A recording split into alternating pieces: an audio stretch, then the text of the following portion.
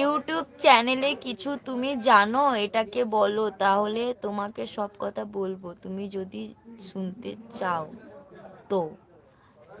সত্যি কথা বলতে ইউটিউব চ্যানেলের আমি সেরকম কিছুই জানি না।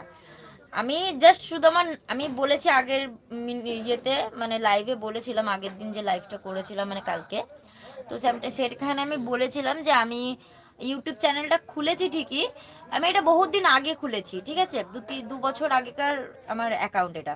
তো আমি সেরকমভাবে ভিডিও পোস্ট করতাম না, আমার খুব ভালো লাগতো না, মানে যখন ভালো লাগতো তখন করতাম, যখন ভালো লাগতো তখন করতাম না।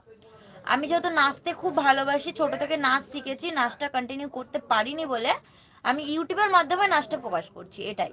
আদার্স কোনো আমার কোনো কারণ নেই, আমি জাস্ট মানে নাচটাকে ভালোবাসি, তাই আমিও চাই যে তোমাদের মাঝে আমি নাচটা প্রকাশ করি, তোমরা যখন আমার নাচের ভিডিওগুলো দেখো আমাকে কমেন্ট করো ভালো ভালো, আমারও খুব ভালো লাগে, এটাই।